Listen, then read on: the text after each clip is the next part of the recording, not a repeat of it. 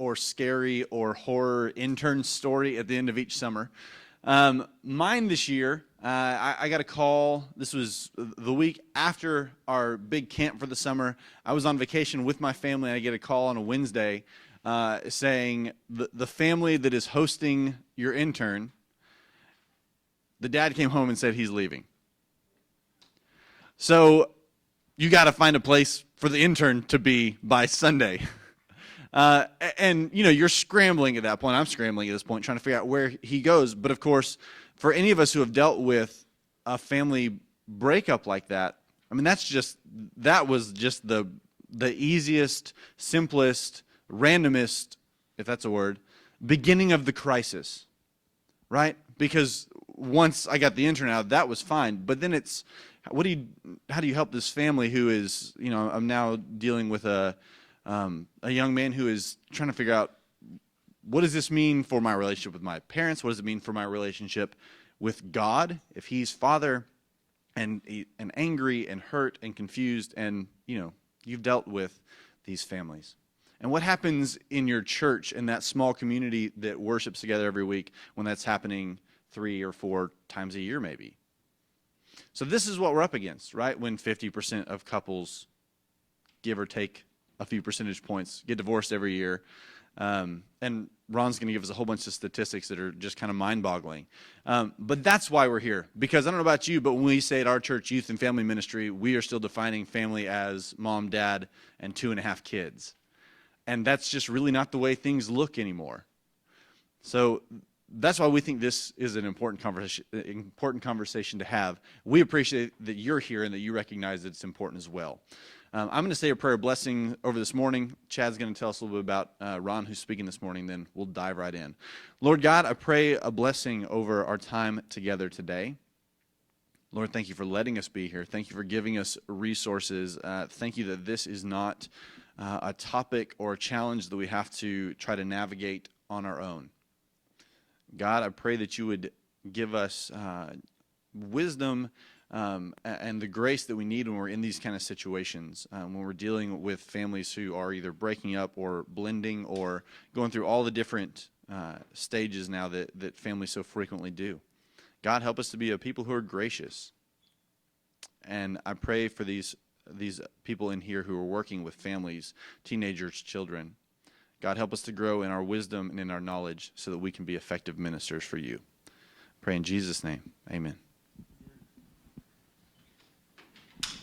Well, glad you guys are here. If you're wondering why we're talking into a microphone with just a few of us in a room, is this will be streamed live by FamilyLife to FamilyLife throughout the world. So anytime we have comments or we're engaging with Ron or in given dialogue, we'll be passing microphone around this morning. But I want to introduce Ron for those of you who don't know him. Ron is a friend of mine. I met Ron 4 years ago when partnering with Fellowship Bible Church in Geyer Springs. We brought him in to do a seminar for step families called Successful Step Families.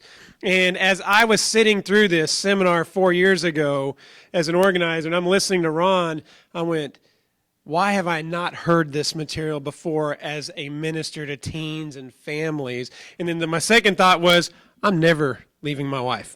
I mean, some of the things you said were scary, and the realities, and it made me think about, you know, so many assumptions I made in my ministries are not necessarily true. And like Aaron said, when we think of families, those of us who come from families who are together, you know, and in ministering to families, we have a concept in our head of what that is. And as I've been in ministry for 15 years now, I've realized that's by and large not the case. And Ron is someone who speaks very well about the realities and the challenges and helps step families and other types of single parent families in a lot of different ways. And so Ron is someone who's a great voice in this conversation. And so I'm going to invite Ron to come on up, and we're just going to turn the morning over to him. Thanks, Chad. He just said something that to me is really important, and this is my wish for you guys today. And it's check your assumptions. So, as a matter of fact, this is going to be an interactive. We're going to learn from each other. We're going to make observations. We're going to share what have you found works in your setting, in your context, what doesn't work. You're going to have lots of opportunity to kind of speak up. And one of the things I would ask of you is, if you don't mind being transparent, when you recognize, oh, you know what? I've always assumed this about doing ministry, about reaching children or teens or families. And it just occurred to me that maybe needs adjusting to this. I would love for you to share those kinds of things, because to me, that's what is really insightful. Probably the most important thing to me to tell you about me this morning is that I spent 20 years doing what you're doing. I spent 20 years working for churches. My first job was a youth minister in Kansas City, Missouri, and I did that for 5 years. Actually, my first job was a part-time youth ministry role when I worked my way through college in Oklahoma City. Then my first full-time job was a youth minister job in Kansas City for 5 years. And as I tell people, I got tired of working with symptoms. So I decided I needed to go study family therapy to really understand what was going on around the kids that I was working with so that I could do youth ministry better. And what I discovered in my graduate program was that, family ministry kind of took on a whole new concept for me in working with a whole family unit and recognizing the power of the family and the power of God's plan to use the family to train children, the next generation. And we'll talk a little bit more about that. But that transformed my life. I came out of graduate school with a degree in family therapy, but I didn't want to just be a therapist. I wanted to go back into ministry. So I did that. Went to California, worked in Northern California for a couple of years with families whose schedules typically, most of the families in our church, their typical schedule was up at 5 a.m., put all the kids in one car, mom and dad in one car, and they would drive 45 minutes and drop off the kids at school, drive another 20 minutes and drop off dad, and drive another 20 minutes, that's about an hour and a half if you're keeping track, and mom would go to work, and at the end of the day, they would reverse that process. The kids would do the homework in their car because they'd get home about 7, they'd eat, everybody would collapse, and they'd go to bed and wake up at 5 the next morning and do it all over again. And in that context, I had to figure out how to reach families. I mean, it was crazy. And that was in 1993. Think about how much our culture has changed since then and has sped up since then. And so we had to figure it out. How do we do this? And then I moved to Jonesboro, Arkansas, just up the road a couple hours from here. And I spent 11 years there as a family minister working for a church where we wanted to minister to all families, shapes, and sizes. That was my goal. So yeah, we had the young couples married stuff, but we also had the premarital stuff. We also had the families with teens stuff. And I worked closely with our youth program and our campus minister and all of those different divisions, if you will, the different silos within our church. And we really created this family ministry mentality that said we don't do anything until we run it through the lens of the family first, which is really transformative. We budgeted that way. We would do our annual calendar as a church that way. We would go and have our pastor, our staff retreats, and we would all say, okay, college wants to do this, and youth want to do this, and children's wants to do this, and families thinking this, and we would all throw it up. The preacher would say, we want to do this, and we want to have this emphasis and theme, and then we would all step back from all of that and say, now, how much of that is killing our families? And we would cut things based on scheduling what we're doing with our families. And we'd ask the question, how are single-parent families fitting into this? Well, they're not, because there's things going on with their lives that make it difficult for them to fit into that church structure that we typically adopt. So what are we doing in our worship assemblies to not segregate kids and adults? Do we prioritize family worship, or are we just all about making it convenient for adults and we send the kids somewhere else, which is the standard policy of churches today? And sometimes you have to do that because of size, but sometimes we just do it really more out of convenience, and we really haven't thought through what are the spiritual, faith-formative implications of adopting that kind of structure. And so we began to ask lots of really interesting questions that changed how we did church. I say all that to say that this is in my heart and this is my soul. It was in the process of that local ministry up in Jonesboro, Arkansas, that my wife and I started leading a single-parent class, and we did that for 3 years.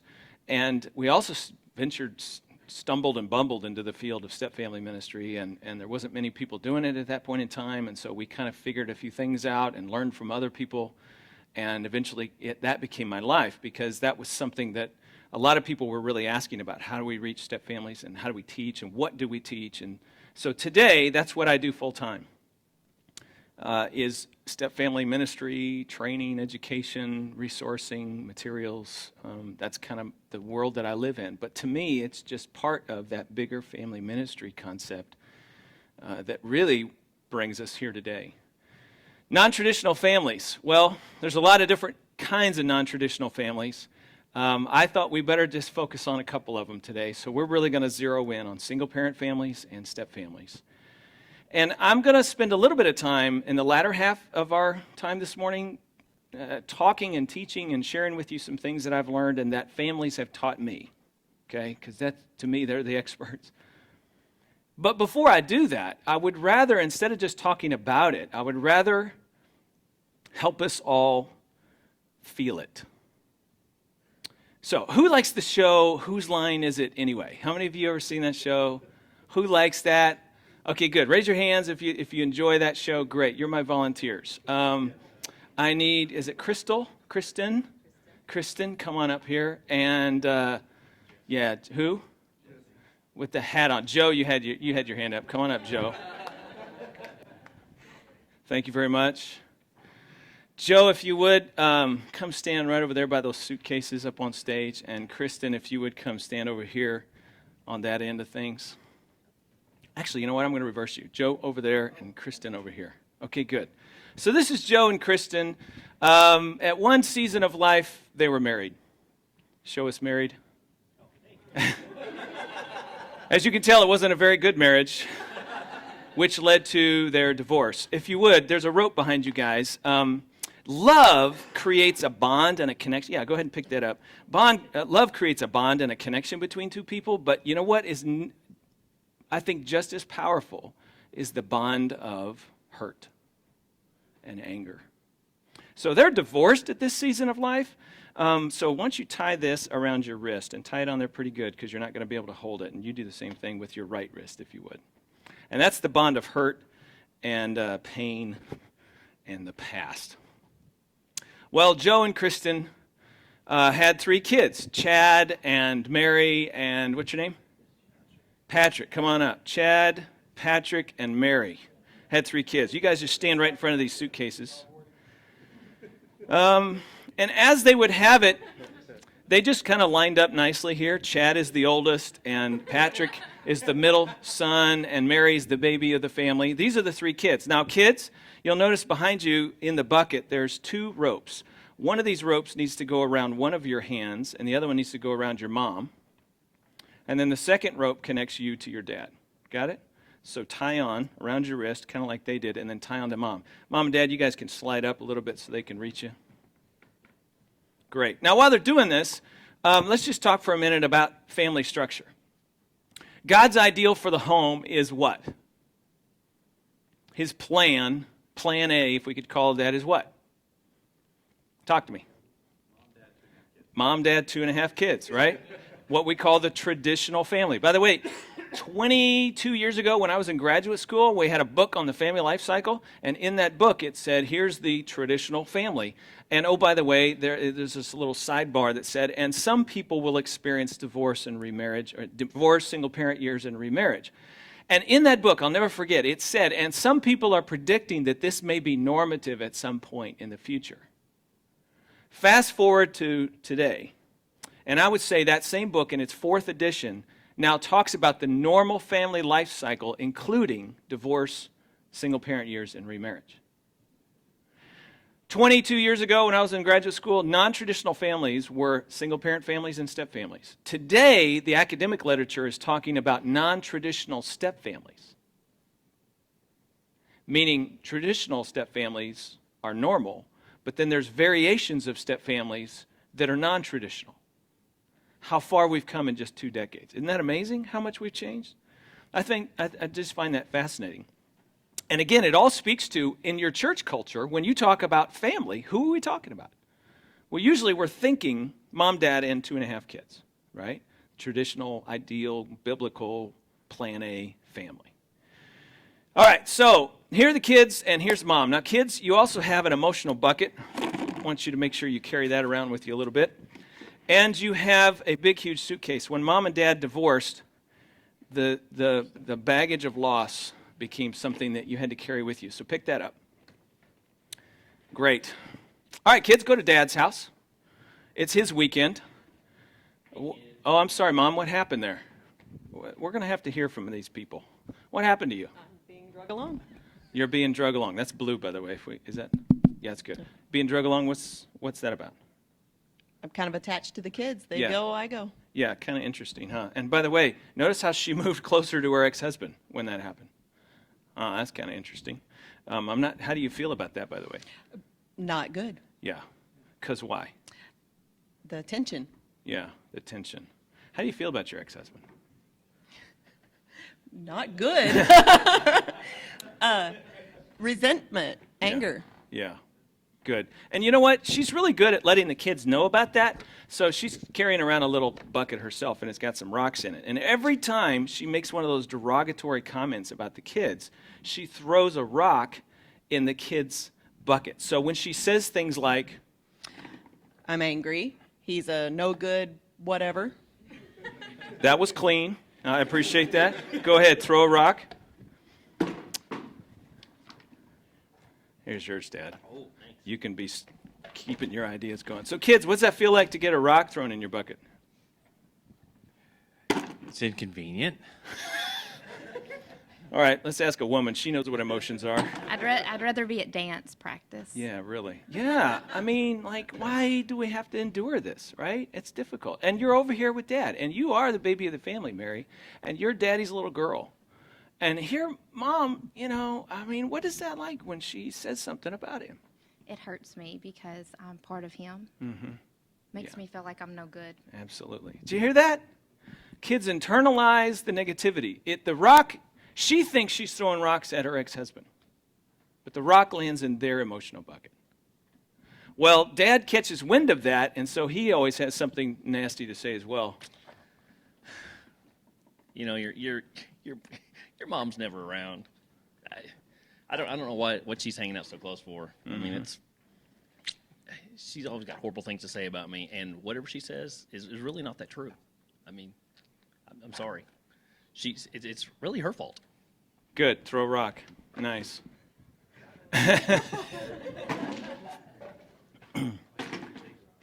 Patrick. So Dad says whatever Mom says about him is not true. Where does that leave you? I'm confused about everything. I'm mad at everybody, confused about everything. I think they're both right and they're both wrong. Exactly. Okay, listen to how profound that is. I'm confused. I don't know who to agree with. If I do agree with somebody, I feel like I'm betraying the other. And so I'm not really sure what to do with this. I don't know where to take it. I just would rather, kind of shrink back. Are you, some kids are the come out in anger and fight it, and some kids are the shrink back. Which one are you? Shrink. Uh-huh. Yep. So you're going to shrink back, and where do you go with that? I mean, to your bedroom? What do you do? Go outside and break stuff. Mm-hmm. Yeah. Patrick's also the second born, and second borns tend to, kind of test the limits a little bit more than some of the other kids. You got your compliant firstborn over here, but you got Patrick, who's quiet and withdrawn, but he breaks stuff. It's his way of letting everybody know that he's really confused and he doesn't feel good about stuff. All right, so go to Mom's house because, it's her time now. Good. Yeah, and so Dad's kind of coming along too. The rope has limits. And, I mean, what's that about there? Patrick, by the way, is kind of shortening up his rope, so he's kind of creating some tension on your heart. Yeah, I think they're all angry, and they don't know how to handle being mad at us, and maybe wondering if it's their fault or what. So. Yeah, and they don't want to lose, connection with you, right? So even though they're at Mom's house, they're still connected to you in a very profound and deep way, and it's important to them to maintain that connection. So what if you kind of disappear a little bit? Just adds more stress. Yeah, it adds more stress. On everybody. Yeah, kids, you kind of felt that. What was that? What was that tug and that pull like, Chad? I have to be in two places at one time. I can't. I have to be here as I'm not. It's not Dad's weekend. Yeah. I got to be with Mom. Excellent. I wish it wasn't this way. Excellent. And what's the emotion that goes along with having to being divided? My emotion is why. Oh, this seems so unnecessary. Yeah, and that's a good question. So going on here, what's one emotion that you might be feeling? I'm angry. Yeah. I'm angry that I have to carry the water for their problem. Yeah. Okay. It's heavy. It's hard. and it's angry. By the way, a lot of kids are like Chad. They know the questions, they can describe it, but they don't know how they feel about it. But feelings are always going to seep out, right? And so even though he may not be able to say I'm angry just really easily, he's going to act angry. That's going to be a really clear sort of thing. All right, let's throw another layer on this little family scenario. One of the things about God's plan A is that when mom and dad are together, the family is unified in so many directions. They're unified about what time to go to bed. They're unified about what kind of foods we eat. They're unified about rituals and traditions and how we celebrate birthdays and holidays and that kind of stuff. And they tend to be more unified about church. Now, it could be, we all know that there's households where one's not a believer, and there's a very clear distinction between the faith system of the two adults. But in general, they tend to move toward one another. And part of that is marriage gives us the motivation to find unity. That's, it's really profound. I mean, you figure out a way to get along. That's part of what marriage is all about. And so even if they have differences of opinion about we should go to church A or church B, they're going to pick one, and they're going to go to that one, and they're both going to support it. And at least there's a sense of a common value system about what they're going to try to teach and train their children. But here's what happens when divorce occurs, is the motivation to be more of the same tends to really go in opposite directions. Because at last, Joe says, I can go to church B, and I don't have to go to that place that she made me go to all these years. And so she continues to go to church A, which happens to be your church. But when they go to Dad's house, they're going to church B unless he's hunting or fishing for the weekend, in which case they don't go anywhere. All right, so the layer is you're the church people, and they're with Mom this weekend, so they're at your church. And the values are clear. Mom's values, church A, what that church teaches, and what that's all about. At the same time, in the back of the kid's mind is what Dad keeps telling them about that church, what he said to them, and how he lives life differently than how Mom lives life, right? So, Mary, what kind of confusion does that create in your heart when it comes to what's right and what's wrong? Well, Dad's always talking about how the people at Mom's church are judgmental, and so I don't really feel like sharing in class, and I kind of just don't sing with them. And okay, it's hard to engage those people, right? And so how do you guys, as youth pastors and children's folks, experience Mary when she's at church? Shout it out and I'll repeat it. What's your opinion of Mary? She's just shy, right? Yeah, she's shy. Yeah, she's just one of those kids. She just doesn't engage, or we're not really sure what her motivation is. She's not one of my core kids, It's pretty easy to get to a place of judgment about her. And really what's going on is this big loyalty conflict in her heart. She just doesn't know how to be loyal to her dad and at the same time loyal to her mom and fully engage and throw herself into that church experience. All right, so then go to Dad's house for the weekend. By the way, is it convenient walking around with your loss? No. It's like going on a weekend trip every time you go. You do have to pack luggage. Yeah, you got two sets of things. You got to take your baggage with you, right? You got to carry all that with you. So then you come to Dad's house for the weekend, and maybe you don't go to church, and so you're confused, Patrick. So you ask Dad, why aren't we at church this weekend? Dad, why aren't we at church this weekend? The World Series? He's got his Cardinals hat on, for crying out loud. I mean, he got his priorities in the right place, right? And so what's the message to you guys about faith? Church may not be that important. All right, good. So then you come over to Mom's house for the weekend. And Mom's got comments about the Cardinals and the World Series and values. Oh, man. They're just not that important, churches. You need a strong roots. You need value. I wish your dad would take you to church more instead of making it always a fun time.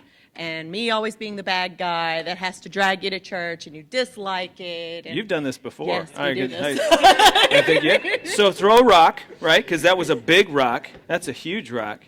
All right, so all of a sudden, the kids, now notice what's going on with the children at this point.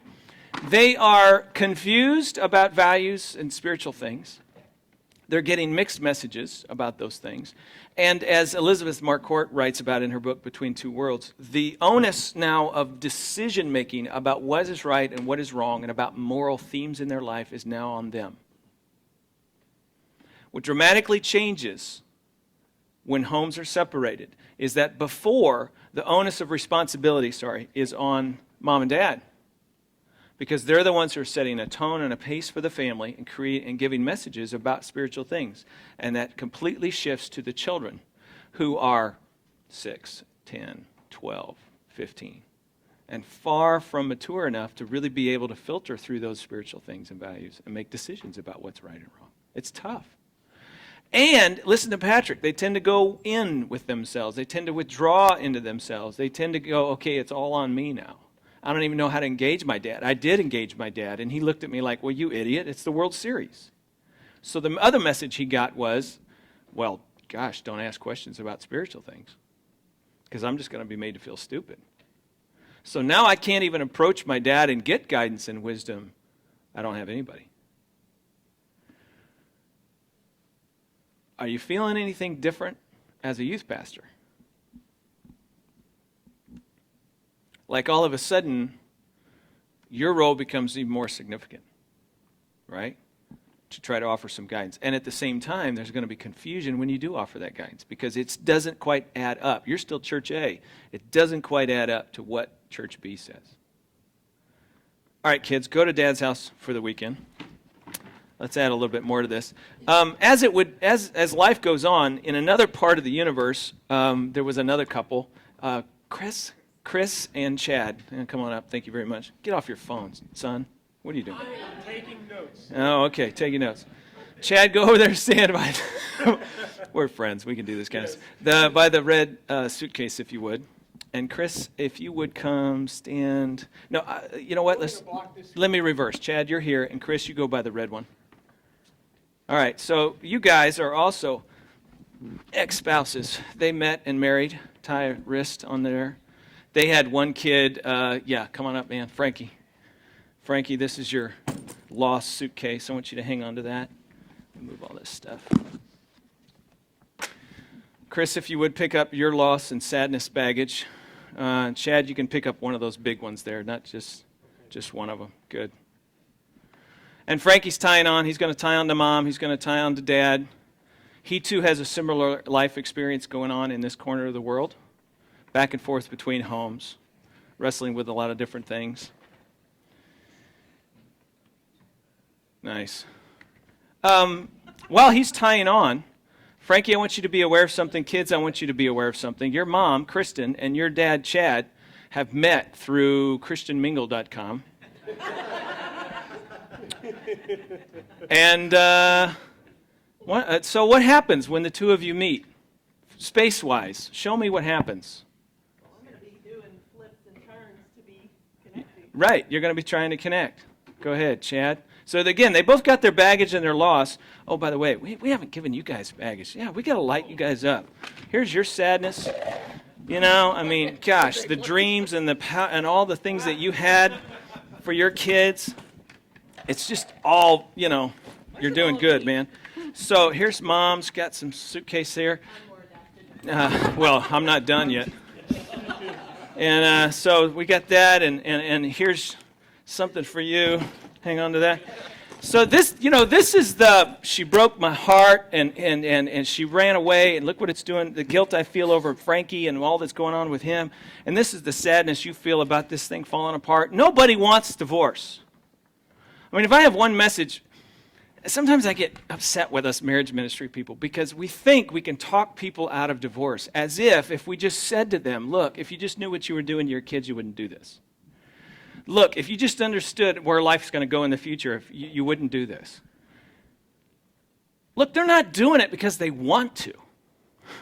It's not like they're just going, yeah, I think I'll just throw away my life. That's not what happens in somebody's heart and soul. They get to divorce because they don't know what else to do. They've tried everything they know. They've tried to save the marriage. They've tried to make changes. They've tried to grow. They've talked to pastors. They've talked to therapists. They've talked to whatever. They've read books. They went to a conference. They don't know what else to do. It's an utter point of desperation and a simple cognitive argument about why it's not a good idea. At that point in the game, doesn't pull them back from the brink.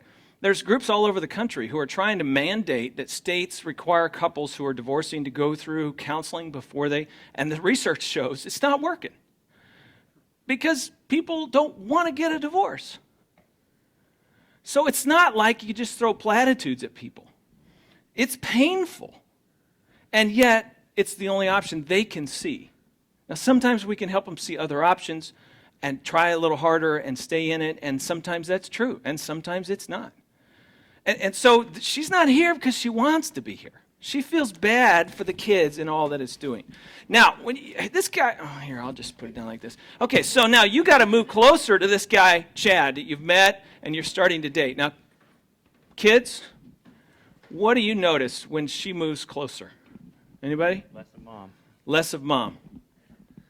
I've got to get closer. I've got to let go. Yeah. Oh, say that again? I've got to get closer. I've got to let go. Let go of what? The rope. Wow. A piece of him has to add another loss. Less of mom adds another loss. Now, are they losing mom's love and affections? No, absolutely not. Mom still has the same heart for her kids that she has always had for her kids. And yet, they are losing her time, her energy, her attention. I mean, it just has to be. Even if she's only dating Chad when they're at Dad's house, and for her, it's the most ideal environment for her to then spend time and invest over there, they still feel the movement, right? Okay, so Frankie, what are you feeling when Dad's kind of moving? I mean, you and Dad are tight, man. Like them, feeling lost. I'm losing part of my dad because now he's going with somebody else. Yeah. Well, your mom, she's really good at guilt trips. So she pulls on your rope a little bit. Go ahead, pull on his rope a little bit. And so she really she really pulls you in. She reels you in. She does the I'm so sad and pathetic, I'm depressed, I don't know how to function in life, which as a kid, you feel a tremendous burden, right, for her, and you're willing to do anything. Exactly. It's kind of like you're her little soldier. Sorry, I just had to go there. I was just too right. I had to pick it. So yeah, and so there's that thing. And then Dad's moving away, and so that division in you is really, really strong. All right, so kids, go with Mom. It's Mom's week. So your visitation is over there. Nice. Okay, so kids, what are you guys thinking of Chad? You're getting to know him. It's another transition in your life. What do you think of him? Anybody got an I opinion? don't like him. Yeah, how come? Because she's always posting pictures of Facebook Oh, man. on both of them. Yeah. You know, it's like we're not important anymore. Uh-huh. Like her attention's there, Yeah. and they look so cute, and she's smiling when she's... And then they always try to put Frankie in the picture. You know, like we're a family. Uh-huh. Oh, Yeah. gosh, whatever. You know, how are you feeling? Frankie hates the Cardinals. Frankie hates... Frankie hates the guard. So already he's feeling the whole stepbrother thing, and it's like, whoa, wait a minute. That dude over there, man, he hates the Cardinals, and my dad loves the Cardinals, and so we got a rivalry going on, and that's going to create, if we had another suitcase, right, you could see how we could just add a little. What are you feeling? He's not my dad. Do what? He's not my dad. He's not your dad. Clearly he's not your dad. But he An tries imposter. he tries to tell you what to do. What am I telling him to do? You know, respect your mother. Nice. Okay. You're not my dad. Clean your room. You're not my dad. You can't tell me what to do. Okay, notice, we have no rope between them. All right? We got to figure out a way to create a rope. But the ability to establish that rope, he's got a high level of motivation. Let's say they've already gone on, they're married, right? So they've got a bond into family connection. His motivation is super high to create a connection. But here's the $64,000 question and answer, right? His level of motivation is what dictates whether or not they build a rope. And anytime, think about that. You're the adult, he's paying for everything, but the kids get to set the tone for the family and the pace for the family. Let me hit you with this one dose of reality stat, all right? And take this in for a minute. We're all aware how hard it is to adjust to a parental divorce for kids. I think you guys are in tune with that one. You've walked with a lot of kids, you've heard a lot of stories, you've been there, so you've been there yourself.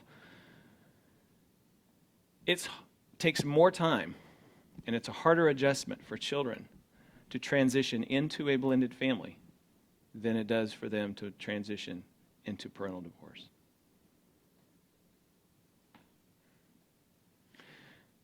So loss gets more loss, more change, more transition, more stuff they didn't ask for. Doesn't mean they don't want it. Doesn't mean they can't be happy with some parts of it. Doesn't mean that there's not some of it that's exciting and cool. But there are parts that are confusing and difficult and challenging. Okay.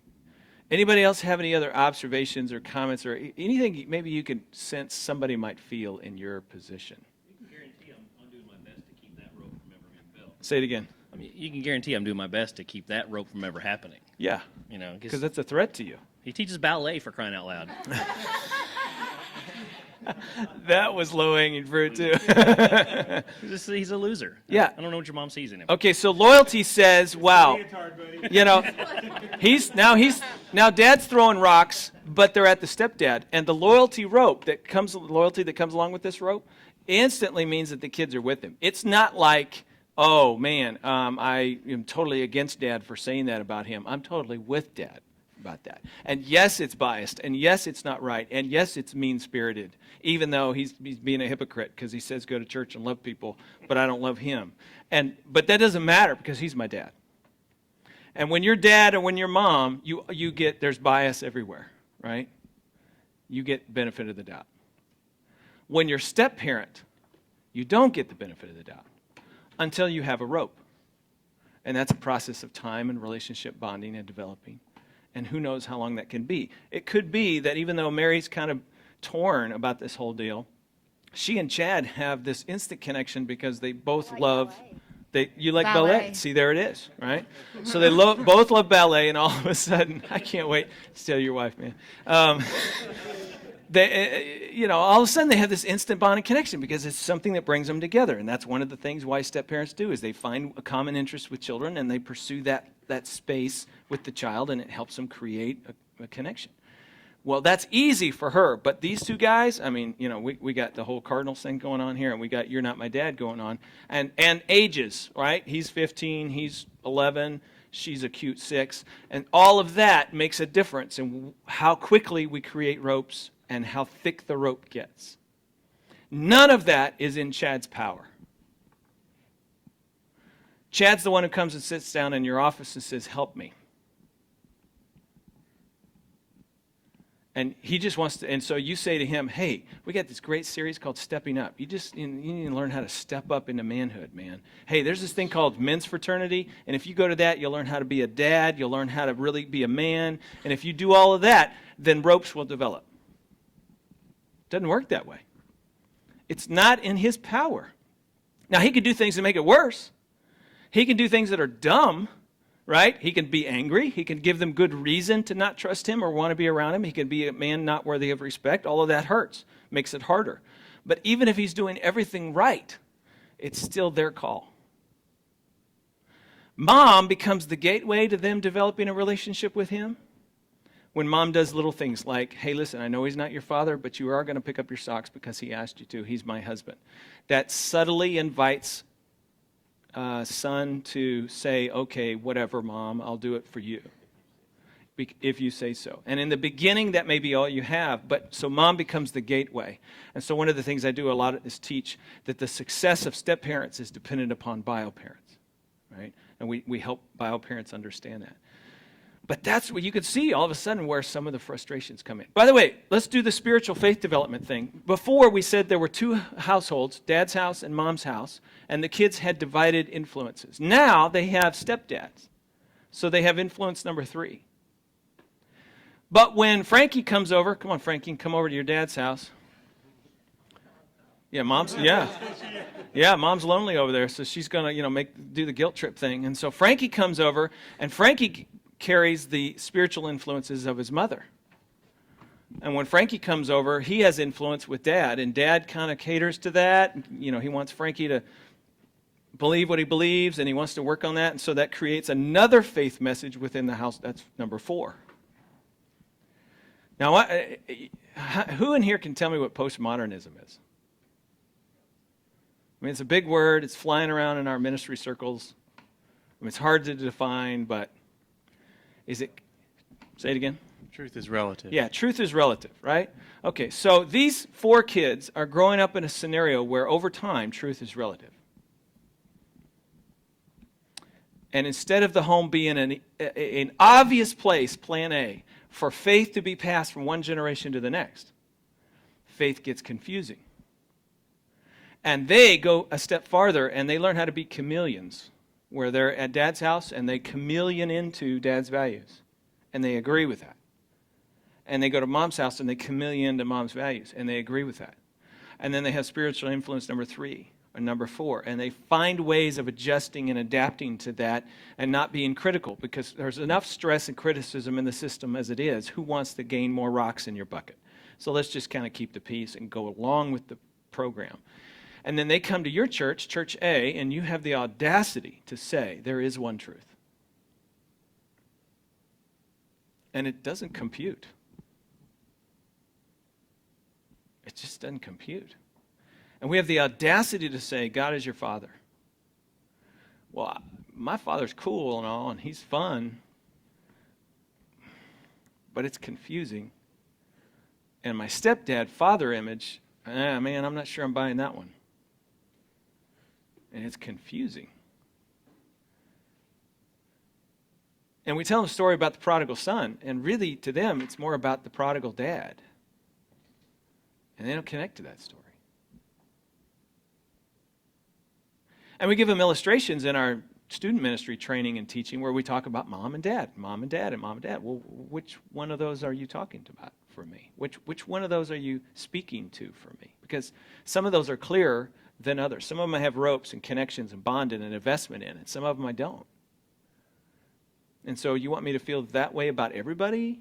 Honor your parents? Okay, so what does that look like with a step-parent without being disloyal to my bio-parent? All of a sudden, simple messages get pretty complex to try to break through the process.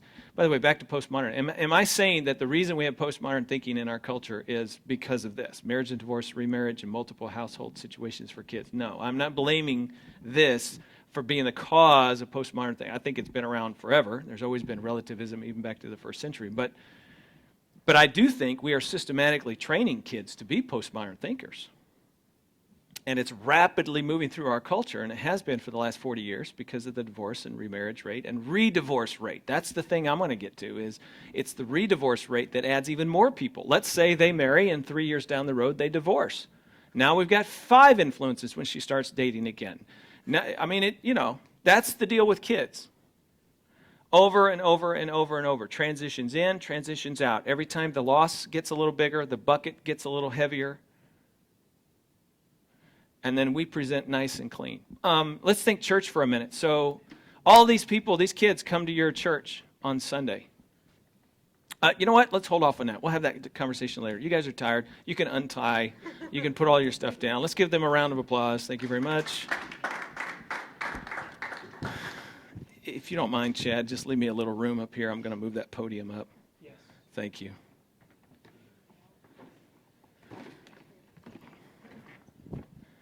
Okay, so while they're untying, I want to hear from the audience. Yeah, do you mind just setting it right there? Thank you. Perfect. Somebody, if you don't mind, grab a mic and kind of walk around the audience a little bit. Tell me what you guys are thinking and processing right now, just as those of you that were watching all of this. There's one mic. I think we got another one. Those of you that were watching, thoughts? I was thinking I've got a kid in my youth group who has his biological mom, his stepdad who basically raised him and he considers dad, and they've gotten divorced. Both of them have gotten remarried, and he's also now got his original biological father who's come back into the picture, and so he's split in 3 weekends and has ties to all of those parents and the kids in all of those families. Yep. And trying to figure out, I mean, even weekend to weekend, he's in a different place. Yep. Somebody else?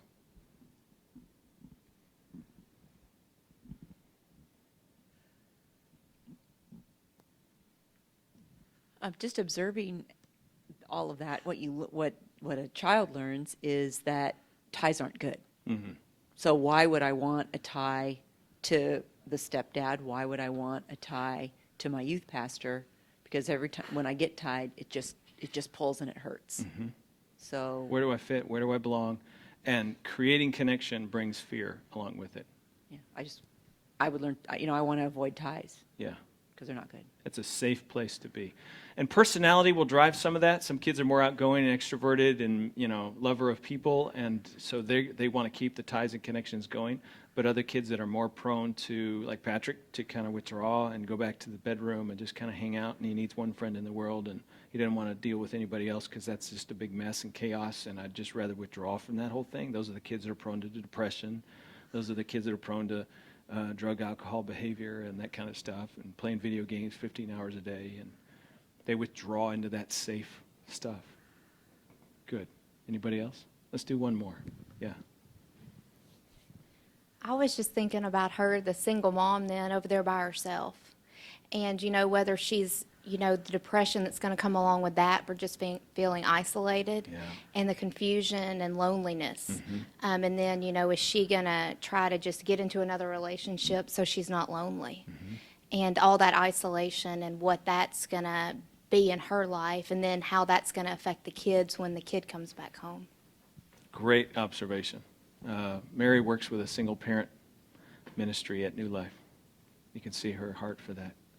Okay, good. Here's what I want you to do at your tables. I want you to process a couple of things. And again, in light of the kids, all right?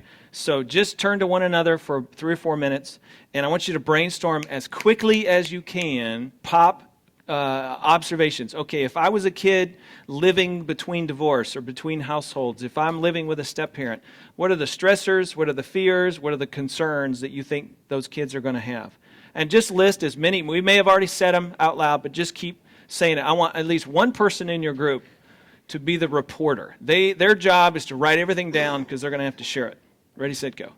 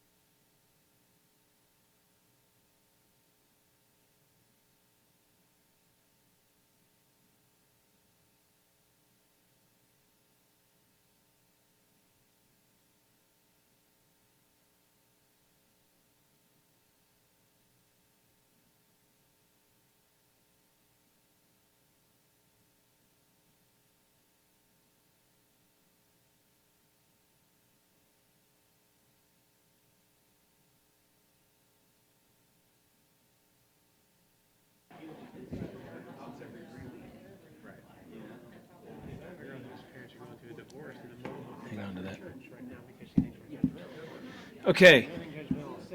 Push pause in your conversation if you would.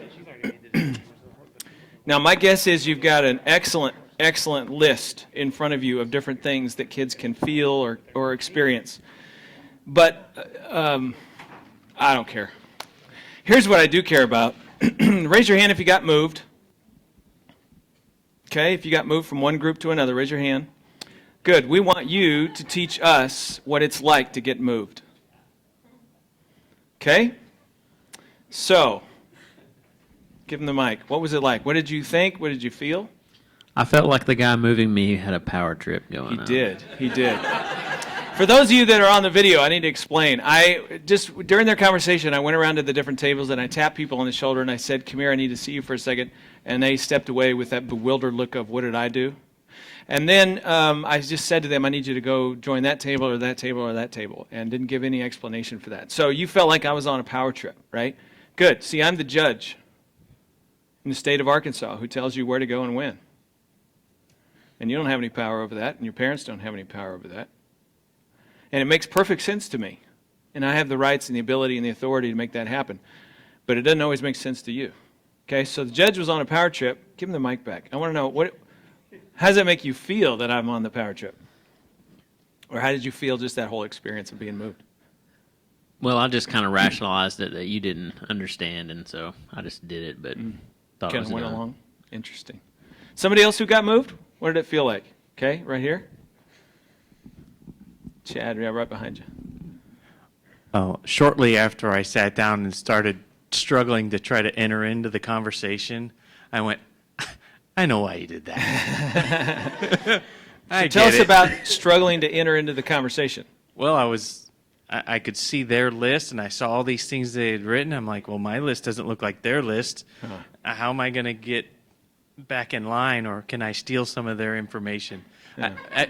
I needed some in to the conversation. Interesting. And eventually I had to kind of jump in and say, "Hey, my list is different. What have you come up with?" And how did they respond to you doing that? Hesitant? No. Yes.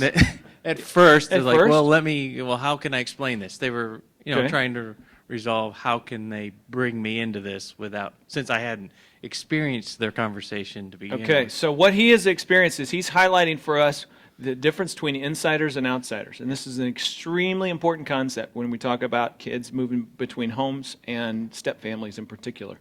Insiders are people who are biologically related to one another. It's their house. They've got the same last name. They've got the same history. You've got the same traditions. They know how they fit. They have ropes that connect them to one another. And in comes the outsider, and the outsider is distinctly aware of how much of an outsider he is. And he's trying to find his way in to becoming an insider. And so he comes in and he gets, like an ambassador. He's trying to be nice. He's trying to be cordial. He's trying to find that way. And notice there was something inside him that said, I've got to find my way in. How do I get there? Because I want to belong. And so that ongoing question of how do I fit? Am I a part of this group? Am I not a part of this group? Now, over time, if he's doing this every other weekend and 6 weeks in the summer, he's going to be able to find his fit. But every time he transitions in, there still might be a flow and a momentum going on in the home that he does not understand and that he has to try to find and catch up to. And that takes a little emotional energy and work. Okay? But notice how clear it is he's an outsider. Good. Somebody else. We got another mic. We now need to run. Can we get a runner with the mics? Thank you. Let's get one on this side of the room and maybe one on that side of the room. We'll be okay. Thanks, Aaron. Yeah, what'd you feel, experience? Well, they took my answers. That was the first no. I think the big thing is it's like they said. I felt like an outsider, and I felt like I had to start over. And I miss my old group. I was comfortable in that group. In the new group, they were really nice and they're great people. But at the same time, I feel like I'm starting over, and I've got to go. It's hard work. It's not quite the same. It's not fun. Yeah. It's a process. It's kind of like when kids come to your church and to your program for the very first time, and they're an outsider to that whole deal. Big time. Right? We've been at Little Rock almost 2 years. Well, no, my family, we moved last June to Little Rock. And I have a 14-year-old, and he's still an outsider. We're going to churches, we're going to youth groups. He's kind of plugging in. If there's that one kid, you guys know this, right? If there's that one kid in one relationship, they're what, 5 times more likely to hang around? Is that what it's significant. Why? Because I'm an outsider. And how do I get connected? Well, the bigger the group, the harder it is to become an insider, right? I mean, there's just challenges built into size. And that common experience coming into a new church youth group experience is very much what kids kind of feel even going back and forth between homes. New people, new values, new ways of doing things. The bedtime's at a different time. The rules change from place to place, and there's stuff I have to adapt to. Good. Somebody else? Over here? Yeah. I was just confused why I had to sit by myself. I knew it was like an example, Yeah. but still, there's these conversations going on, things going on that I wanted to be a part of. And I got Frustrating. pulled out of it. Yeah. I had stuff with my papers, my coffees over there. Yeah. Papers over there, copies over there. So then I was just like, I guess I'll pull my phone out and just disconnect from everything. Interesting. You guys got any kids like that in your group? Right? He's part of a group. He's part of a something. He belongs. He's got his stuff and his video games and his iPod, and now he's over there and he has none of that, and he's alone. This is the kid who is in a family in one environment and is a only child in the other home. Maybe he has a significant role in one place. Now he has no role, nobody to play with, nothing to do. So what do? I just go inside myself, figure out something to occupy my time. We got one other guy who's isolated, but we don't care. We're not going to hear from him. Somebody else. What was it like to get moved? Let's do it this way. Let's open it up. If somebody was taken from your table, what did you notice that you thought, that you felt, and what happened to your group dynamic? You made my group smaller. That was lame. Okay. And it was like I could tell Shannon was about to say something. Like he was working to it, and he was about to say his thing, and you're like, "Come with me." Yeah. And it's like I need to hear what Shannon was going to say though. Like Yeah, he had good information. I know it. And Penrod was like, it just got done talking, and then it was like, well, now we have to talk, guys. Like it was just really weird. Like our conversation continued as our people disappeared, and it was sad. Did you feel a little guilty? It was sad. Did you feel a little guilty continuing without them?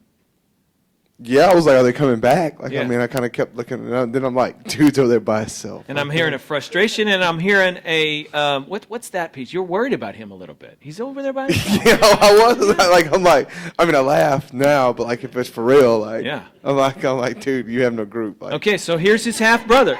Here's his half-brother going, man, how come he has to go and I don't have to go, and I'm worried about him. He's over there all by himself.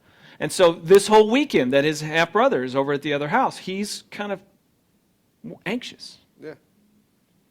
Good, yeah. I have something completely different. I was so focused on finding the right answers that I didn't care what he did. Say that again into the mic, if you would. I was so focused on finding the right answers that I didn't care where he went. Huh. Interesting. Okay, so he's a task-oriented person, he's just wrapped up in what we got to do, and we got to get the job done, right? Nice firstborn kind of a quality, we're going to get this thing, we're going to move. I took one person who was the reporter. Who was that? It was both of you guys? Oh. Okay, good. So what was it like? Comment on that. Number one, you're the reporter, and then you come over to this group. Well, I had some solace in that my list was really poor up to that date, so I didn't have much that I took away. Okay. But I did leave them without the reporter, so I didn't know if I was coming right back. Yeah. And they didn't either, because I didn't say, I'll be right back. Again, powerless over the situation, Right. and maybe a little guilty how you left them. Yeah, maybe I'll have to make a copy and send it back to them. Okay, Chad, give the mic to Chad. We got Shannon in his notes, so we were okay with the trade. Okay, so you were okay with the trade. Yeah, so in other words, they don't love you very much. That's really what that means. Well, my first thought until Shannon showed up was, man, I have to remember this now. It's on me. Yes. Yeah. And then my twin's gone. Uh-huh. Yeah, Chad and Chad. So, but it really, that sends a lot of, like, he had a role, his role was gone. That's right. I'm like, now, who's going to fill that role? So the older big brother gets taken, right? And now the second born, or whatever that is, there's a birth order shift in the household. And the responsibilities fall in a different place. There's a pecking order shift in kids' lives every other weekend and 6 weeks in the summer. And they don't know who they are sometimes. during the throes of adolescence, as turbulent as it is, and they're trying to figure all that identity stuff out in the first place. And now that's shifting in some different ways. Okay? Anybody else have any other observations? I know Tim's still over there waiting patiently, but we don't care. Yes. I was sitting here, I guess Patrick was so focused he didn't care. I was wondering where this guy went, wondering why Chad joined us. I saw he had a list, and we had a list, so I think it stressed the discussion and distracted me, wondering how we were going to try to integrate and what happens who when is you now have the two leader. firstborns come into the same place? You got a little power struggle thing going on there? Yeah, I mean, that's pretty easy to do, right? Okay, let's do part 2 of this. I want you to decide. By the way, let's turn our attention to Tim. I've been beating him up a little bit. Yeah, let's give him a mic. So, what's been your experience being isolated by yourself, and then me pointing you out and then ignoring you? Anything? I would say I'm not one who really likes to always talk or have a microphone, so I was great over here having conversations, and then here just kind of wondering, all right, isolated, I'll just completely withdraw, or if I never get the mic, that's okay, because, but definitely from being very comfortable and just throwing out some things with folks to come in here going, okay, am I going to have to say something? Are they going to point me out? Are they going to keep on ignoring me? Yeah. Just all those things, so very much from comfortable to uncomfortable. Gotcha. We had one guy who was isolated, but he has a family around him, and we paid attention to him. And we isolated Tim because he's the kid who's neglected in one household. Whoever's in charge is unavailable for whatever reason. And they got nothing. And nobody seems to even notice. And it's a really lousy place to be. Okay, so here's part 2. If you got moved, you get to decide which group you want to really be with. You can stay or go. It's up to you. Ready, set, go.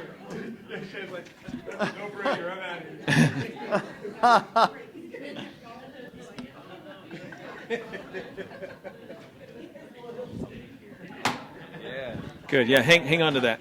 Hang on to that. Okay, so looks like everybody went back. The first thing I want to know, who didn't go back? Oh, yeah, Big Brother didn't come back. What's the deal with that? Okay, so first thing I want to know is when I said choose which group you want to be with, why did everybody chuckle? As a group, there was this collective laugh. What was that? What was the emotion behind it? Uncomfortable. Good. Do what? Didn't want to hurt anybody's feelings. Anybody else? Stuck in the middle. That's what kids feel. The tug of war. Dad says this, Mom says this. Dad made that comment, Mom made this comment. Dad goes to this church, Mom goes to that church. And I'm in the middle having to discern which one of those is right, which is wrong, what do I agree with, how do I do that without hurting somebody's feelings. If I lean this way, then I'm pulling on the rope with Mom. If I lean that way, I'm pulling on this rope. Now I got a third rope with a stepdad whom I like, but that creates a problem for me. I like it, that's the problem. Because now Dad's feeling it when I'm moving toward him, and it makes me feel guilty that I'm hurting Dad's feelings. Stuck in the middle. It's a lousy place to be. And here, we're polite about it, and we chuckle and we laugh. But in reality, it's just not fun. It's just not fun. Why didn't you go back? Honestly, I knew you'd need an example. Okay. I Thanks stood for up. doing me a favor. I stood up and I went, that's what everyone else is doing. I'm going to do this. Okay. All right. So you gave me that. By the way, inherently, when I do this with groups, around the country, then one person doesn't go back, and we ask them, "What's that about?" And it almost always has something to do with an adult. So it did, right? I'm doing the adult a favor. I think this group needed me more. I feel like there was a role here, and I feel guilty if I were to leave them. The kids will put themselves aside to take care of the adults in their life. That's why you have kids who have, let's just make this up, a bio dad who is drunk and multiple live-in girlfriends and on and on and on and on, sort of scenario, not responsible and all that kind of stuff, and they still beg to go be with him. And everybody else in the world is going, man, just God, your dad, he just disappoints you and sets you up and disappoints you and sets you up. And can't you just let go of that? No, they can't let go of that. That's my dad. And it's really silly of us to throw that little simplistic attitude, just, hey, your dad's your dad. You know, I know, listen, you don't have to call him and make sure he gets up so he'll get to work on time so he doesn't lose another job. That's not your job as a kid. We can say that all day long, and they're still going to call dad. It's a tough, tough thing.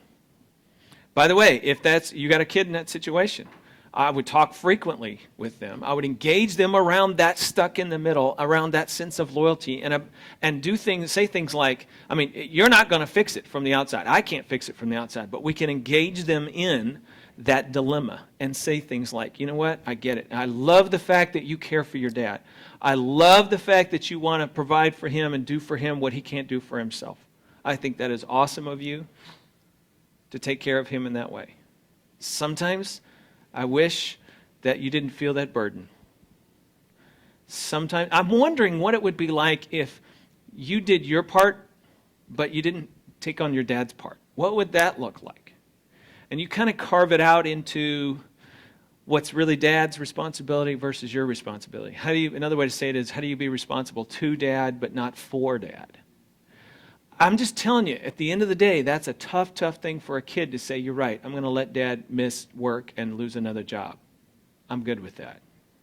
They're not good with that.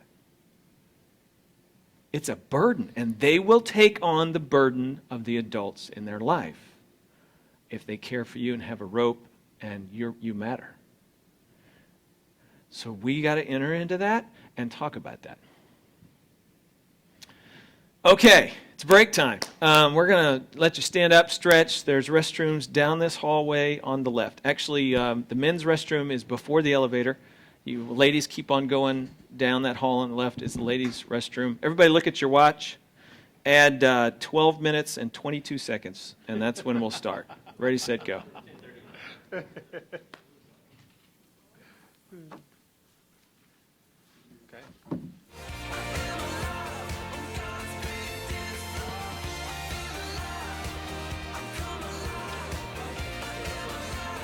Oh, that's true. That's true.